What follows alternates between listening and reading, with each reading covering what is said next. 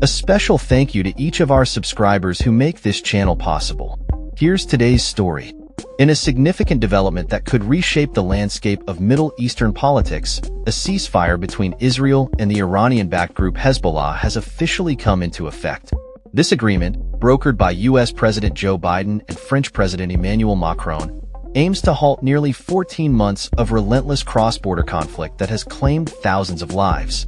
The ceasefire commenced early Wednesday morning at 4 a.m. local time, amid ongoing concerns regarding its durability and potential for a lasting peace. Initial reactions from the ground indicate a mix of celebration and caution, as bursts of gunfire echoed across Beirut. While some of this gunfire may have been celebratory, it is also believed to serve as a warning signal for residents regarding evacuation protocols issued by the Israeli military.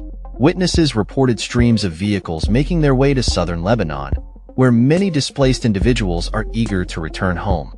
President Biden, in his announcement, expressed hope for a permanent cessation of hostilities, stating, "Civilians on both sides will soon be able to safely return to their communities and begin to rebuild their homes, their schools, their farms, their businesses, and their very lives."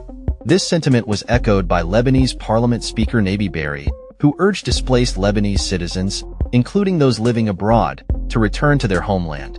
He emphasized the importance of their presence in rebuilding the nation, saying, "Your land will be stronger with your presence." Despite the hopeful rhetoric, the situation remains precarious. Hezbollah, which did not directly engage in the ceasefire negotiations, has yet to formally comment on the agreement.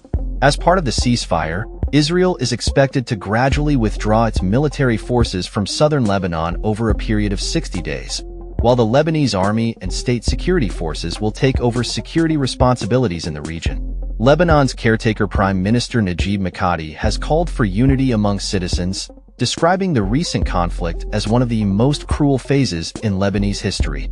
He stressed the need for the Lebanese military to establish security in southern Lebanon and urged Israel to adhere to the ceasefire terms. On the Israeli side, Prime Minister Benjamin Netanyahu confirmed his government's approval of the truce, expressing gratitude for Biden's understanding of Israel's need to maintain operational freedom. A joint statement from Biden and Macron affirmed their commitment to ensuring the ceasefire is fully implemented and enforced, along with promises of international support for the Lebanese armed forces and economic development initiatives in Lebanon. The backdrop to this ceasefire is a long history of conflict and violence. The recent escalation began on October 8, 2023, when Lebanon launched attacks on Israel in solidarity with Palestinians in Gaza, leading to months of retaliatory strikes and military operations. The human toll has been staggering, with over 3,800 deaths and nearly 16,000 injuries reported in Lebanon as a result of Israeli military actions since the outbreak of violence.